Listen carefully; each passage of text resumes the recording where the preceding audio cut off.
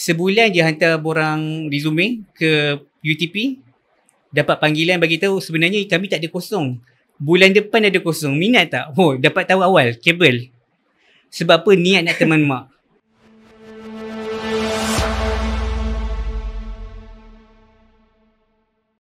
Okay, Bismillahirrahmanirrahim. Assalamualaikum warahmatullahi wabarakatuh.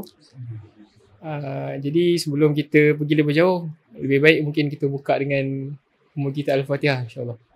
Auzubillahi minasyaitonirrajim. Bismillahirrahmanirrahim. Alhamdulillahirabbil alamin arrahmanirrahim maliki yaumiddin. Iyyaka na'budu wa iyyaka nasta'in. Ihdinas siratal mustaqim. Siratal ladzina an'amta 'alaihim ghairil maghdubi 'alaihim waladdallin. Amin. Okey, baik. Okey, kembali ke Helaian Potret Podcast episod yang keempat. Tanpa melengahkan masa, jadi episod keempat ni kita ada satu tetamu yang dihormati, iaitu Ustaz Ammar Muhammad Amin. Jadi mungkin ada antara kita yang belum mengenali siapakah Ustaz Ammar. Jadi saya serahkan mungkin untuk Ustaz memperkenalkan diri Ustaz, insyaAllah. Baik. Bismillahirrahmanirrahim. Assalamualaikum warahmatullahi wabarakatuh. Terima kasih saudara Nazhan yang dikasihi, dihormati hos kita lah Abang Nazhan, dan juga adik-adik semua. Alhamdulillahirrabbilalamin wa bihi nasta'in ala umuri dunia waddin wa sallallahu wasallama ala sayyidina Muhammadin khatamin nabiyyin wa alihi at-tahirin wa sahbihi al-muntajabin wa la hawla wa la quwwata illa billahil aliyyil azim. Qala rabbi shrah li sadri wa yassir li amri wa hlul 'uqdatam min lisani yafqahu qawli. Rabbi yassir wa la tu'assir, rabbi tammim bil khair. Nama saya Ammar bin Muhammad Amin. Boleh panggil Ammar. Sekarang berkhidmat di Pusat Islam An-Nur UTP sebagai eksekutif kanan. Sebelum ni belajar di Universiti Islam Antarabangsa Malaysia, jurusan Ekonomi Islam. Alhamdulillah, waktu belajar di UIA tu, saya bekerja sebagai imam di Masjid UIA, Sultan Haji Ahmad Shah, Shah Mosque. Alhamdulillah, bermula belajar UIA, kerja part time di UIA sebagai imam, muazzin, bantu-bantu masjid, menyebabkan hati minat dengan institusi masjid. Mula-mula seronok solat jemaah je, tapi bila dapat peluang jadi imam, jadi muazzin di Masjid UIA, menyebabkan hati tu terus terikat dengan masjid. Bila graduate, hari pertama konvo, Bank Islam call. Kerja di Jabatan Syariah Bank Islam lah. Hari ni konvo, esok masuk Bank Islam. Di HQ Bank Islam, Alhamdulillah. Tapi rezeki mungkin orang kata apa, Allah lebih tahu. Bila kerja kat Bank Islam ni, seronok. Cumanya jiwa tu lebih kepada program komuniti. Alhamdulillah Allah mudahkan dapat pindah ke Universiti Kebangsaan Malaysia, bekerja di Pusat Islam UKM. Dan berkat doa ibu juga, nanti kita masuk bab ibu. Satu hari tu bila balik kampung, ibu saya bagi tahu sunyi kat rumah kan. Walaupun ada abang, tapi biasalah sunyi kan mak. Anak dia 8, tapi semua pakat berhijrah. Tinggal abang sulung je. Jadi terdetik dalam hati tu kan, ya Allah, jikalah aku yang terbaik dalam adik-beradik ni teman mak di Bota, di kampung saya. Bota ni di kampung saya ni, maka mudahkan. Sebulan je hantar borang resume ke UTP, dapat panggilan bagi tahu sebenarnya kami tak ada kosong. Bulan depan ada kosong. Minat tak? Oh, dapat tahu awal, kabel. Sebab apa? Niat nak teman mak. Itu Allah mudahkan. Orang lain tak tahu lagi ada jawatan kosong tau. Sebabnya sistem tu tak buka lagi. Pihak Pusat Islam An-Nur, waktu tu Ustaz Rahmat lah, Ustaz Rahmat Abu Saman, dia call saya. Dia kata, kami tak ada kekosongan sekarang, tapi bulan depan kita akan buka kekosongan tu dalam sistem. Kiranya saya dah tahu akan ada kekosongan sebelum dibuka. Dia buka lagi dalam sistem. Masya-Allah. Memang dah ada kabel waktu tu, alhamdulillah. Dan memang Allah mudahkan sampai sekarang. Kalau orang tanyalah kenapa murah sangat rezeki, macam tak ada masalah je, sebab ada mak. Sekarang ni dah lebih kurang daripada 2017 sampai 2025 ni tahun saya. 17, 18, 19, 20, 1, 24, 23, apa 2017? 17, 18, 19, 20, 1, 2, 3, 24. Ni tahun ke-7. Tahun ke-7. Tahun ke-7 saya di sini, alhamdulillah. Banyak saya develop. Sepanjang 7 tahun kat sini, saya dah nampak banyak generasi abang-abang anda. Dan kat situ saya belajar bagaimana jadi manusia. Walaupun kita ustaz, tapi hakikatnya ustaz belajar banyak benda, inspired banyak benda daripada adik-adik. Abang Nazhan salah seorang yang bagi inspirasi pada saya lah. Kita ada minat, tapi bila ada pelajar, ada kawan-kawan circle yang baik, rupanya kita belajar daripada orang tu. Bukan orang tu yang belajar daripada kita, kita belajar daripada orang tu. Alhamdulillah, generasi ke generasi, paling kurang sepanjang 7 tahun saya di UTP, lebih daripada 200 program kita dah organise. Alhamdulillah, memang seronok. Ada NIC ya? Di bawah NIC, okay. Rakan masjid, bukan apa, banyaklah kita buat. Tapi semua tu berkat bila buat sama-sama dengan adik-adik. Jadi sebab tu kelebihan saya program dan juga saya dekat dengan pelajar. Antara dalam UTP dia, antara yang rapat dengan pelajar, saya salah seorangnya. Sebabnya memang kita selalu dengan pelajar. Dan alhamdulillah, insyaAllah perancangan saya pada akan datang, saya harapkan generasi-generasi yang pernah kita bersama akan kembangkan lagi potensi mereka, spread lagi the beautiful of Islam tu. Keindahan Islam tu, dia dapat kita orang kata apa, jadi ejen sebaran agama dakwah kita. Mungkin waktu saya masuk tadi daripada 2017, saya kenal baru 30 orang. 30 orang ni dia akan kembang lagi. Lepas tu saya masuk tahun kedua, saya jumpa orang lain 30 orang yang baru. Ni Abang Nazhan ni generasi keempat. Antara 30 orang tu Abang Nazhan. So dia kembang. So seronoknya kita ni jadi ejen yang membantu orang lain kembangkan agama. Itu peranan saya. Itu planning saya. Semakin ramai murabi dapat dilahirkan, InsyaAllah. Kalau orang tanya kenapa seronok kerja Pusat Islam, inilah antara yang terbaik untuk kita jadi masuk syurga. Di Pusat Islam ni kita tunjuk satu contoh je, dan orang inspired dengan benda tu, dia akan spread. Nabi kata apa? Tak masuk lagi boleh? Boleh.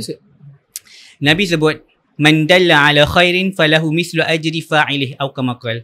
Barang siapa yang tunjukkan satu contoh yang baik dari sudut nasihat ke, akhlak, perbuatan yang baik ke, orang lain nampak, lalu orang lain inspired dan dia buat benda tu sebab dia pernah nampak kita buat. Nabi kata apa? Kita akan dapat pahala orang yang ikut amalan kita itu, bahkan tanpa mengurangkan pahala orang yang ikut kita. Semakin ramai yang ikut, pahala orang yang ikut tu tak akan berkurangan. Bahkan kita akan masuk ke akaun kita, orang tu pun dapat akaun dia. Itulah dalil yang menguatkan ustaz. Kenapa tak letih? Tak letih ke buat program? Dah buat program ni tahun lepas, nak buat lagi program tahun ni macam ni. Kita kata bila kita buat tu, dia punya manfaat tu tak sama pada orang lain. Sedangkan contoh kenapa kita tak boleh rasa jemu buat baik, tak boleh rasa jemu terima nasihat yang sama, tak boleh jemu bila buat program yang sama ataupun kebaikan yang sama, tak boleh jemu. Sebab ulama kata apa? Sedangkan dosa pun kita boleh buat dosa yang sama macam semalam, hari ni kita buat dosa yang sama macam semalam. Jadi kenapa kita nak kata jemu buat kebaikan yang sama macam semalam? Kalau orang bagi nasihat, walaupun nasihat tu kita dah tahu kan, tapi walaupun ia nasihat yang sama, tak boleh rasa jemu. Sebab dosa yang kita buat hari ni pun kemungkinan besar adalah dosa yang sama macam semalam. Ataupun baru dia tadi kita dah buat, kita ulang balik dosa yang sama. Sebab tu kita tak boleh rasa jemu buat baik walaupun ianya kebaikan yang sama. Wallahualam. Itulah introduction panjang. Okey, baik Ustaz. Saya agak tertarik dengan bila Ustaz cakap pasal ibu tu. Boleh tak kami sebagai student dekat universiti, saya rasa setiap student akan rasa macam-macam ujian, macam-macam cabaran sepanjang kami sedang belajar. Okey, nak relatekan dengan doa ibu tu, boleh tak Ustaz cerita pengalaman, mungkin kalau saya rasa Ustaz mesti ada pengalaman di mana Ustaz waktu tengah belajar, Ustaz struggle betul-betul kan. Lepas tu asbab doa ibu, Ustaz dapat selesaikan masalah. Betul. Ada tak cerita yang macam tu? Ada, mesti ada. Wallah. Ni boleh silap menangis ni. Bila ada pasal nangis boleh. Okay, betul lah. Soalan ni sangat baik. Ni first time dapat soalan ni dalam podcast dia. Ni first podcast kan. To be honest, hakikatnya, siapa yang ada mak, siapa ada ayah, hargai sungguh-sungguh. Hargai sungguh-sungguh. Sebab apa? Saya mula rasa hargai ibu dan ayah ni lepas kehilangan ayah. Bila dah hilang ayah, seorang lelaki yang kita sangka akan bantu kita, pelihara kita daripada kecil, mungkinlah at least dia akan teman kita sampai kita besar. Tiba-tiba waktu tengah belajar kat asrama tingkatan 1, Allah ambil nikmat ayah tu. Barulah kita tahu betapa besarnya nikmat ayah tu. Bila dah tak ada ayah, barulah waktu tu terasa, ya Allah, tinggal ibu ni lah yang tinggal untuk aku gunakan, bukan guna, ibu ni lah tempat untuk aku menumpang rahmat Allah, menumpang keberkatan hidup. Sebab pada ibulah segala-galanya rezeki kita, keredaan Allah tu daripada ibu. Dan sebuah hadis, Nabi sebut, nak dapat redha Allah, ianya terletak pada keredaan mak ayah kita. Ada sebuah cerita tentang Nabi Musa AS. Cerita ni sangat memberi inspirasi, sampai sekarang saya pegang. Satu hari, Nabi Musa AS doa kepada Allah, wahai ya Allah, tunjukkan kepada aku siapakah jiran aku di syurga. Nabi Musa ni minta Allah tunjukkan pada Nabi Musa siapa jiran Nabi Musa di hari akhirat nanti, dalam syurga nanti, siapa jiran Nabi Musa. Nabi Musa nak tahu. Allah jawab doa Nabi Musa. Allah bagi tahu kepada Nabi Musa, ya Musa, jiran kamu di syurga nanti Fulan bin Fulan di kampung sekian-sekian. Lalu Nabi Musa bila dah tahu nama Fulan bin Fulan, kampung kat mana, Nabi Musa pun pergilah ke tempat tersebut, kampung tersebut. Nabi Musa cari Fulan bin Fulan tu, orang kata dalam keadaan rahsia lah, orang tak tahu. Dia tengok daripada jauh, Fulan bin Fulan ni yang jadi jiran Nabi Musa di syurga. Dan Nabi Musa sangat terkejut. Memang terkejut. Ini jiran aku di syurga. Sebab apa Nabi Musa terkejut? Bila dia tengok Fulan bin Fulan yang akan jadi jiran paling dekat dengan Nabi Musa, orangnya bukannya orang yang kaya, orangnya bukan orang yang alim ulama, orangnya bukan ahli ibadat, orang memang orang kampung biasa, orang biasa, orang taman kita, orang kampung kita, petang-petang pergi sepi mat contoh kan, makan aiskrim tepi parit tu, contoh. Nabi Musa terkejut, ini Fulan bin Fulan ni, dia tak nampak sesuatu yang istimewa pada diri Fulan bin Fulan ni sehingga Allah boleh jadikan Fulan bin Fulan jiran Nabi Musa. Takkanlah. Kalau kita ni mungkin, ya ke kan? Nabi Musa ni begitu tertanya-tanya. Lalu Nabi Musa pergi ke rumah pemuda tu, ketuk rumah pemuda tersebut, kan, bagi salam. Lalu yang buka pintu rumah pemuda tu seorang wanita tua. Rupanya wanita tua tu ibu kepada pemuda ni lah, Fulan bin Fulan ni. Nabi Musa pun perkenalkan diri, wahai ibu, saya adalah Nabi Musa AS. Saya nak tanya pada ibu, kan, bagaimana anak ibu ni boleh jadi jiran saya di syurga? Sebab bila saya doa kepada Allah, Allah bagi tahu jiran saya yang paling hampir di syurga nanti anak ibu. Fulan bin Fulan ni, anak ibu ni jadi jiran saya. Apa sebab dia? Adakah amalan yang rahsia? Ada tak dia punya ilmu yang tak tahu pada orang? Boleh tak ibu bagi tahu? Ibu ni bila dapat tahu anak dia masuk syurga, memang menangis lah kan. Seronok lah. Dah lah dapat masuk syurga. Jiran Nabi Musa lagi kan. Memang menangis. Lalu ibu ni jawab dalam keadaan terharu. Apa kata ibu? Dia kata, wahai Nabi Musa, kekasih Allah, anak aku ni hari-hari tak pernah aku lupa. Aku doa kepada Allah sungguh-sungguh supaya dia ni masuk syurga dan tempat dia paling dekat dengan Nabi Musa. Lalu tahulah Nabi Musa hakikatnya bagaimana pemuda Fulan bin Fulan ni rahsia dapat masuk syurga tu melalui kabel doa ibu. Ibu dia doa spesifik Musa. Ibu doa macam tu. Ni kisah ni memang kalau kita dengar dalam pengajian memang masyhur antara. Bila kita dengar tu, tahulah kita sebenarnya semua ni, majoriti kita sebenarnya yang pandai ni berkat lahir daripada rahim ibu kita. Tu yang pertama.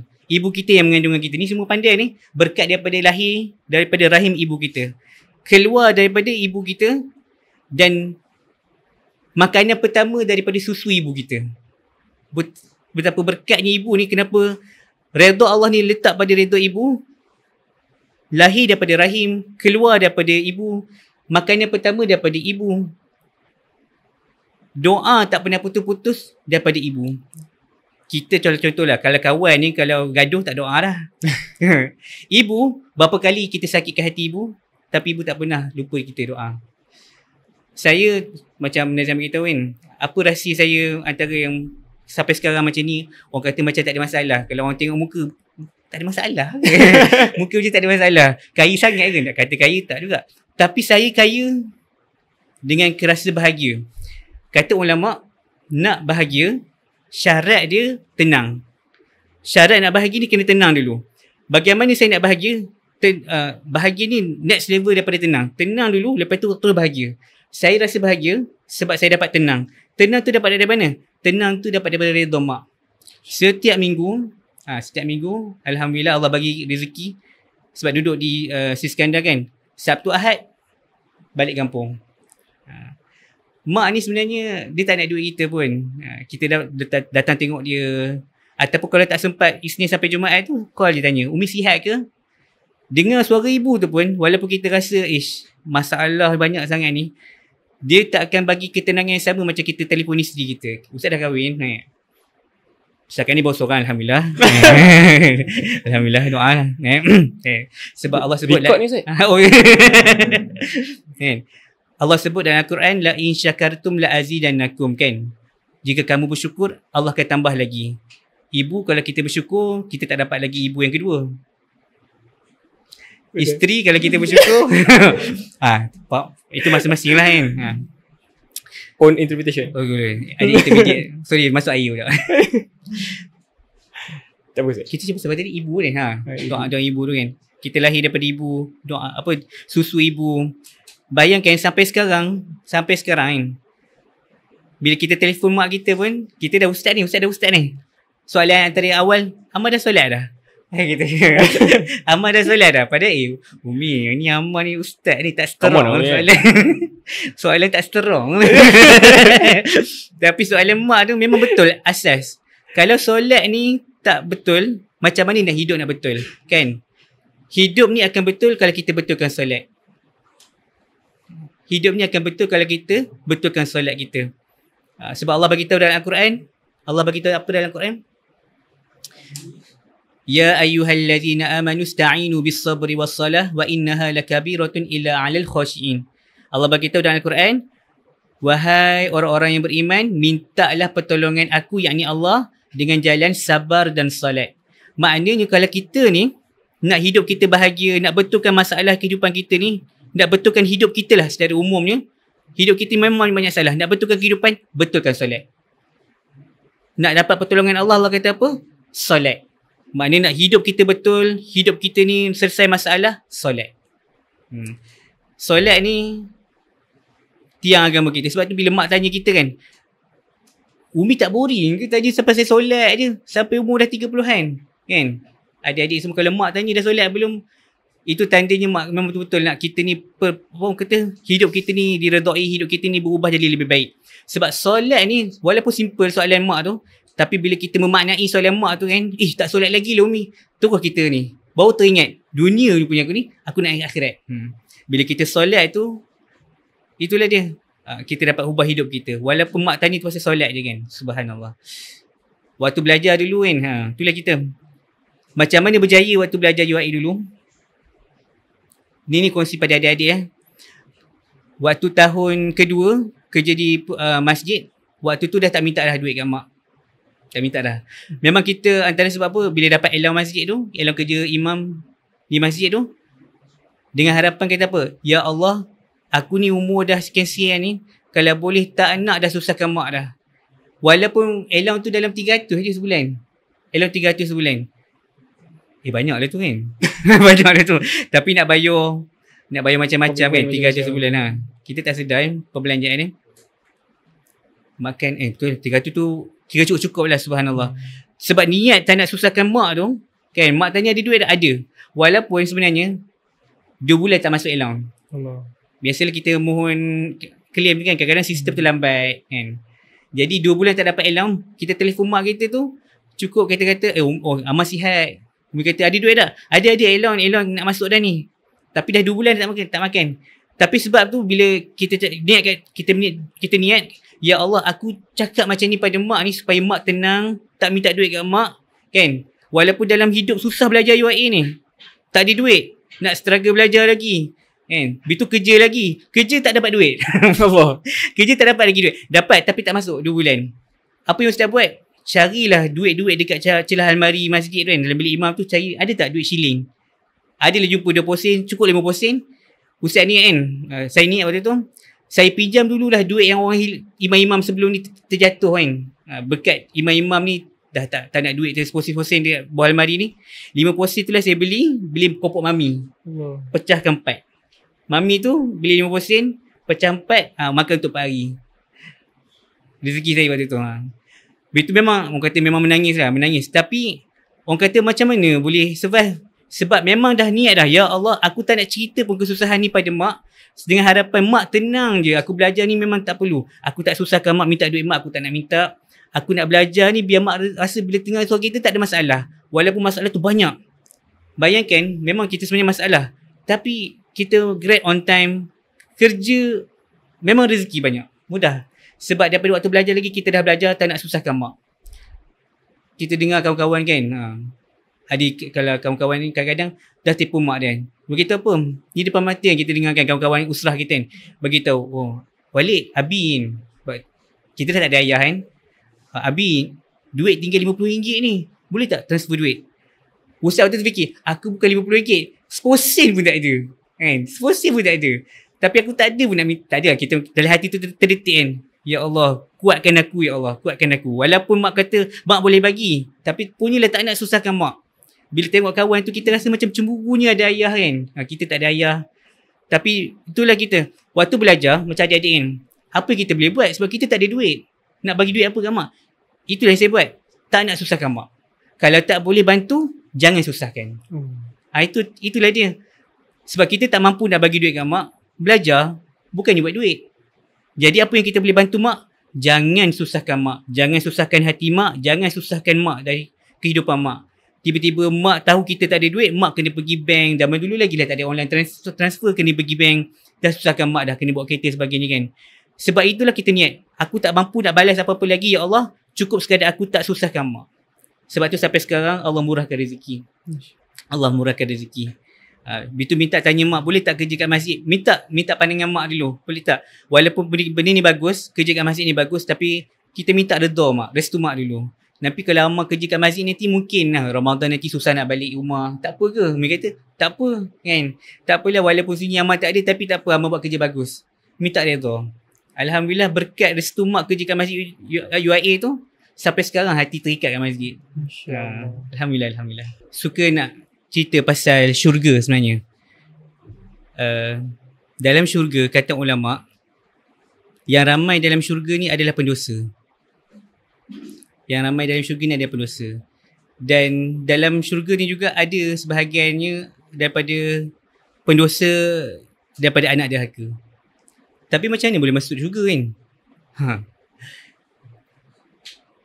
Dia berbalik kepada bagaimana kita berubah diri kita, tak berputus asa daripada rahmat Allah. Boleh jadi macam saya kan, tahu-tahu ayah dah meninggal sebab stroke. Tak sempat nak minta maaf pun sebenarnya. Tahu-tahu ayah dah meninggal. Sebab kita kat asrama, tahu-tahu dah kena balik pergi hospital, ayah dah tak ada. Bila kali terakhir jumpa ayah? Dah lah, tak sempat lah. Peluk ayah pun waktu ayah dah tak pandang kita dah. Kita tengok muka ayah pun, ayah dah mata ayah pun tak boleh pandang kita dah. Kita senyum ke ayah pun, ayah tak boleh balas senyuman kat kita. Sedangkan waktu tu sebenarnya kita tak sempat minta maaf ke ayah lagi. Jadi macam mana kita nak boleh masuk syurga ni? Sempat. Kita tak minta maaf lagi ni. Tapi Allah bagi tahu dalam Al-Quran, Qul ya ibadiyallazina asrafu ala anfusihim la taqnatu min rahmatillah. Innallaha yaghfirudz dzunuba jami'a. Allah bagi tahu, wahai hamba-hambaku yang pernah melampaui batas, yang pernah terlanjur buat maksiat, yang pernah hidup dalam kezaliman, dia buat zalim pada orang lain, dia pernah lukakan hati mak ayah ke, buat kezaliman lah. Jangan putus asa dari rahmat Allah. Maknanya walaupun kita tahu banyak dosa, jangan letakkan diri kita terus larut dengan dosa. Allah kata apa? Mari patah balik, kembali pada Allah kan? Jangan putus asa daripada rahmat Allah, kerana Allah itu maha pengampun atas semua dosa. Walaupun kita ni pendosa, walaupun kita pernah buat derhaka pada mak dengan ayah, macam mana kita nak minta maaf pada mak ayah? Antara cara kita yang paling mudah sebagai seorang pelajar, hari-hari doa, ya Allah, lepas solat 5 waktu. Kan kita solat 5 waktu, subuh, zuhur, asar, maghrib dan isyak. Untung kita solat sebab apa? At least 24 jam tu, pagi sampai tengah hari, sampai petang, sampai malam, kita ingat Allah. Orang lain yang tak solat, mungkin waktu susah je boleh ingat Tuhan dia. Kita ni susah ke senang ke, dengar je azan Allahu Akbar, Allahu Akbar, tengah bahagia ke tengah sedih ke, pagi, tengah hari, petang, malam, kita ingat Allah, solat 5 waktu. Kan, subuh sampai isyak. Dan kita doa pada Allah, ayah kita kan. Ya Allah, ampunkan segala dosa ayah. Ya Allah, tutup segala aib ayah. Ya Allah, aku ni tak sempat nak minta ampun pada ayah. Maka aku mohon ya Allah, sebagaimana kata Nabi, man dalla ala khairin falahu mislu ajri fa'ilih, tu hadis tu kan. Aku pernah nampak ayah buat baik. Aku pernah nampak mak buat baik ni. Aku amalkan apa yang ayah pernah buat ni, aku buat sebab aku pernah nampak mak ayah buat benda ni. Maka ya Allah, setiap kali aku buat kebaikan ni ya Allah, sebagai contoh kan, mesti kita ni pernah mak dan ayah dengar kita baca Quran. Mak ayah ajar kita baca surah Fatihah. Ya Allah, setiap kali aku solat, sekurang-kurangnya setiap kali aku solat, Al-Fatihah yang aku baca ni mak dan ayah yang ajar. Mengalirlah pahala ni ke kubur ayah, mengalirlah pahala ni sampai kepada ayah, sampai kepada mak. Dengan harapan kita apa nanti? Kita doa nanti di akhirat nanti, walaupun kita banyak dosa pada ayah, kita tak sempat minta maaf pun. Tapi bila hari akhirat nanti, contohnya nama ayah tu nanti Muhammad Amin Muhammad Din, kamu tak ada dosa pun, tapi pahala kamu banyak. Terkejut Muhammad Amin Muhammad Din ni, kenapa banyak sangat pahala ni? Pada waktu aku dunia ni, ya Allah, aku ada banyak juga dosa. Aku tak adalah banyak sangat buat amalan, tapi kenapa penuh amalan ni? Lalu Allah bagi tahu, waktu kamu di alam kubur, ada seorang anak yang sentiasa kirimkan pahala. Kerana apa? Sebab waktu dia seorang yang jahil, dia rasa dia banyak sangat buat dosa, tak sempat dia minta maaf. Sebab tu dia hidup ni lah, dia tebus balik, dia sedekahkan semua pahala kepada engkau. Dosa-dosa kau aku ampunkan sebab doa anak kamu ini. Makanya seorang ayah, walaupun kita pernah buat dosa pada ayah, anak yang derhaka waktu hidup, tak sempat minta ampun pada mak ataupun ayah kalau dah meninggal kan. Itu harapan kita sebagai anak yang pernah derhaka, sebagai seorang pendosa, kita harapkan bila mak dan ayah contoh kan, Allah dah bagi masuk syurga, rasa-rasa mak nak marah kita lagi, mesti mak dah lupa dah. Walaupun mesti mak kata, "Mel lah anak aku." Walaupun dulu kita paling jahat waktu ayah hidup kan, contoh kan. Tapi bila kita yang menyumbang kepada mudahnya Allah hisap amalan ayah kita, InsyaAllah ayah sendiri tarik kita. "Mel anak aku, abah dah lupakan dah segala dosa kamu." So, itu harapan kita. Dan itulah yang sebenarnya kita nak pada bulan Ramadan ni, keampunan dosa. Sebab Nabi sebut, "Man sama Ramadana imanan wahtisaban ghufira lahu ma taqaddama min dhanbi." Nabi sebut sungguh-sungguh ni. Nabi sebut sungguh-sungguh. Nabi ulang beberapa kali. Kan? Sebab apa Nabi ulang? Satu hadis, man sama. Yang kedua, man qama. Man qama ni maksudnya barang siapa yang menghidupkan bulan Ramadan.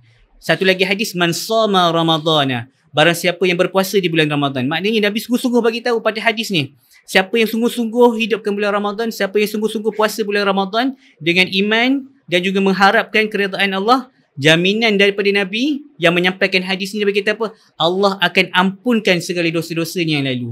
Ni peluang kita sebagai seorang pendosa, kan? Kita memang tak akan terlepas pernah buat derhaka pada Allah, pernah derhaka pada orang. Inilah peluang dia, Allah nak tutup aib-aib kita. Sebab apa? Bila Allah dah ampunkan, dia maaf, ampun lain. Maaf lain. Ampun ni maknanya Allah hapuskan dosa kita, Allah tutup aib kita. Bayangkan kalau kita sekarang umur 19 tahun, umur 17 tahun pernah jadi macam perangai ikut jin syaitan. Contoh kan. Biasalah kadang iman yazid wa yankus, iman naik dan turun. Kadang-kadang tu pernah tergelincir sikit. Kita buat benda yang kita, ya Allah, buka Facebook. Kan throwback kan. Facebook tu suka throwback kan. Ini ke aku dulu waktu 17 tahun. Waktu tengok gambar tu, teringat dosa kita waktu 17 tahun. Teringat, ya Allah, kalau ke akhirat nanti Allah tunjuk umur aku 17 tahun, buka umur tu, sekarang masuk umur 17 tahun. Tadi 15 tahun, 16 tahun, okey lagi. Masuk 17 tahun, ya Allah, janganlah tunjuk amalan aku apa. Nak Allah tutup benda tu, ni, bulan Ramadan ni lah peluang dia. Nabi bagi orang kata apa peluang. Dalam banyak-banyak bulan ni je yang Allah bagi peluang, semua dosa diampunkan, tutup aib. Sebab tu sungguh-sungguh. Paling kurang apa dia? Kena faham bagaimana nak menghadapi Ramadan. Sebab kita semalam nisfu Sya'ban. Hari ni dah tinggal 15 hari. Kurang daripada 15 hari. Ulama kata apa? Kurang 15 hari inilah untuk kita betul-betul planning menghadapi Ramadan. Sebab Ramadan ni kata ulama, ibarat kita nak berperang. Orang yang tak bersiap nak berperang, tiba-tiba masuk perang, memang mati. Kalah perang, mati satu hal. Dua benda. Kalah perang dan mati. Tapi bila nak masuk perang, dia akan buat apa? Preparation. Kena ada plan strategi. Kena ada alliance. Kena ada cukup kelengkapan. Senjata, bom, nuklear berapa banyak kena ada. Contoh kan. Nak perang kan. Jadi macam nisfu Sya'ban ni lah adalah peluang untuk kita planning dan juga kita praktis. Bayangkan kalau kita nak perang, waktu tu lah kita nak belajar cara nak guna pedang, cara nak guna senapang. Waktu kalau kita tembak tak kena tu, tak apa kan. Baru praktis. Tapi kalau tiba-tiba waktu perang kita tembak tak kena, musuh tembak kita kena, mati kita. Okay. Sebab tu kita kena planning pada nisfu Sya'ban ni. Dalam nak hadapi Ramadan, bukan kita hadap Ramadan tu dengan menghadapi. Tapi hadap Ramadan dengan vision, mindset, aku nak menang bulan Ramadan. Bila kita set dalam kepala otak kita, aku bulan Ramadan ni nak lebih baik daripada yang tahun lepas. Bagaimana? Aku nak menang bulan Ramadan tahun ni. Bila kita nak menang, vision kita tu kita tahu, aku tak nak kalah. Kita betul. Bila ada set nak menang, 10 Ramadan pertama, planning kita apa?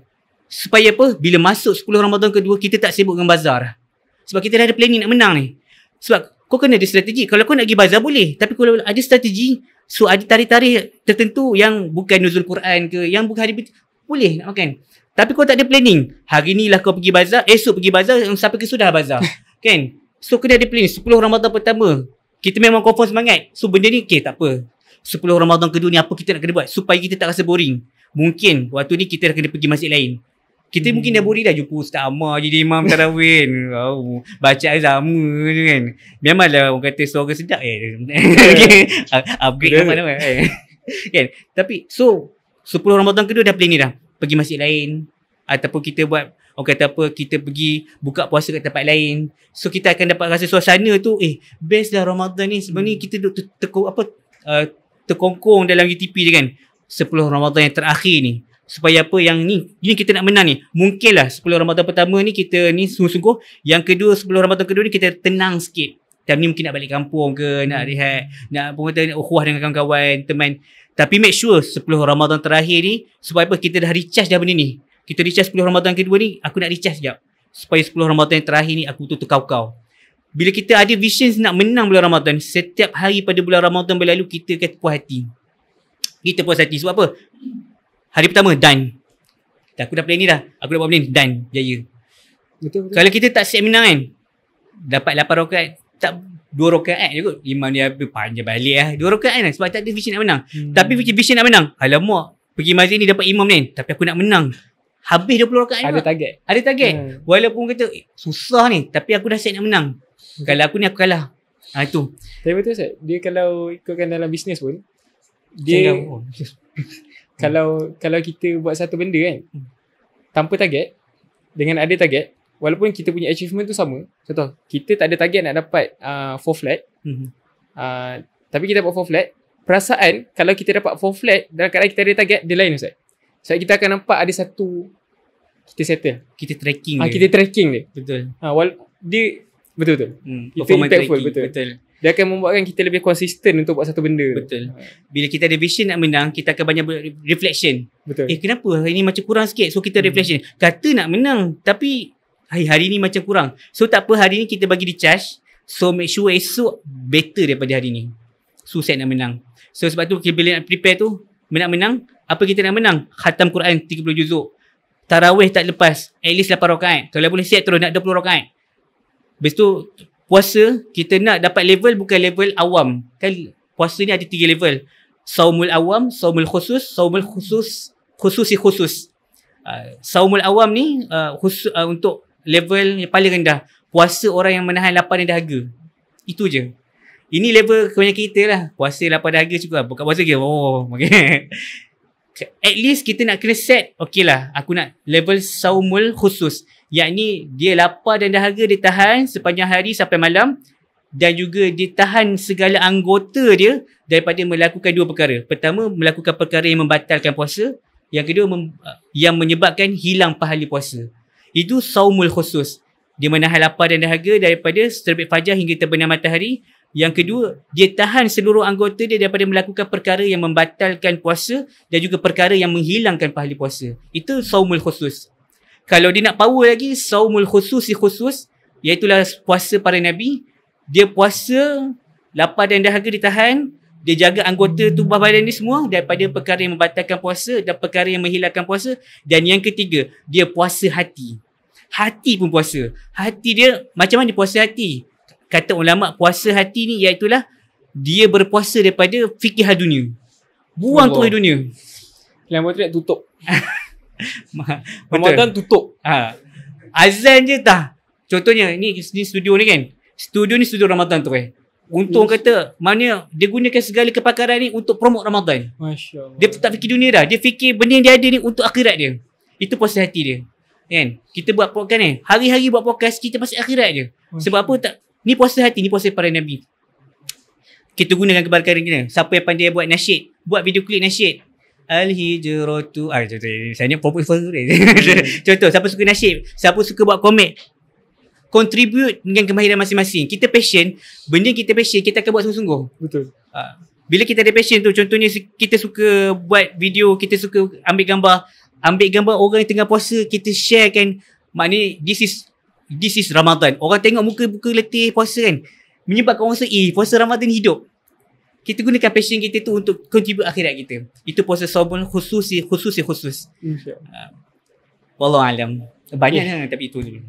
Jadi insyaAllah saya rasa setakat ni saja Ustaz untuk kita punya episod kali ni. Jadi apa yang disampaikan, semoga kita dapat ambil iktibar lah, insyaAllah Ahmad dah sampaikan. Kalau nak tahu episod kali ni kita ada ramai orang. Kita ada agak ramai audiens yang tengok secara live kita punya podcast untuk kali ni. So saya rasa saya mewakili moderator untuk episod kali ni ingin memohon maaf kalau ada salah silap ataupun kekurangan. Jadi insyaAllah nasihat terakhir Ustaz, sebagai seorang pelajar, bagaimana kita nak pastikan hidup kita ni dalam keadaan ada agama kita terjaga, kita dalam keadaan yang selamat. Sebagai seorang pelajar, pegang kata Nabi macam ni. Nabi kata pada seorang pemuda, ar-rajulu ala dini khalilihi falyanzur ahadukum man yukhalilu. Kata Nabi, seorang pemuda itu dilihat agamanya dengan siapakah dia berteman. Maka tengoklah siapa temanmu. Jadi kalau kita nak jaga agama kita, memang kita sebagai seorang pelajar, kita ni memang tak banyak benda kita kena belajar. Dan setiap hari, kita akan terdedah dengan banyak kesilapan. Sebab itulah kita perlukan circle yang positif. Sebab apa? Satu kali tu kalau kita terbuat silap, ada kawan boleh tegur kita. Kalau kawan tu baik, Alhamdulillah, dia akan bantu kita untuk kembali. Dan yang kedua, bila setiap kali kita buat silap, kita akan down. Dan down tu, bila tak ada kawan yang baik untuk teman kita, kita akan semakin larut. Sebab itulah Nabi suruh kita cari teman yang baik. Cari teman yang baik. Sebab tu, sebagai seorang pelajar terutamanya, jangan hidup bersendirian. Kita tak boleh hidup sendiri. Memang kita kena ada circle yang positif. Sebab setiap hari kita akan terdedah dengan kesilapan. Setiap hari kita buat silap. Bila ada circle yang positif ni, dia akan bantu kita untuk kuat. Bila kita down, ada teman yang betul untuk bantu kita naik. Dan itu je banyak itu cukup dulu. Kamu tak habis kan. Apa nama apa bang? Arman. Orang Selangor. Itulah nampak Selangor. Saya pandang muka nampak Volkswagen. Oh ni Volkswagen tu. Boleh tumpang je. Okey, itulah. Banyak nasihat tapi sebagai seorang pelajar pegang ni dulu. Bila ada kawan yang baik, percaya pada Ustaz percaya pada saya. Memang antara yang bantu kita, sebabnya kita jauh dengan mak, jauh dengan ayah, jauh dengan keluarga. Mak akan rasa tenang bila tengok kita kawan yang baik. Mak tengok kawan dengan siapa? Oh ni yang suka main PUBG ni. Sudah mak tak tenang dah. Tak boleh main PUBG. Tapi kita kawan dengan kamu kawan dengan kawan main game je ke? Tak ada ke kawan kamu yang suka pergi masjid? Mesti ada mak tanya macam tu punya lah. Kan? Mesti. Tak ada ke kawan yang suka pergi masjid? Mesti ada. Ada tapi tak rapat. Kawan le. Mak mesti nak macam tu. Maknanya, cari kawan yang baik lah sebenarnya antara tanggungjawab kita. Nak bagi mak tenang ni. Betul. Ni hari-hari mak doa, ya Allah biarlah kawan dia baik, kawan dia baik. Tak tenang. Kita relax je main game. Rupanya, syarat tu lah Ustaz kata. Rupanya, kalau kita tak mampu nak bagi sumbangan pada mak ayah, jangan susahkan mak ayah. Wallahu alam. Okay. Kawan dengan Arman lah, Arman baik. Betul. Nampak muka ni, penghafal Quran ni. Betul. Syah Alam ke? Oh, Bangi di mana? Bandar Baru. Dekat dengan UKM. Bandar Baru UKM. Okay, baik. Okay lah. Wallahu alam.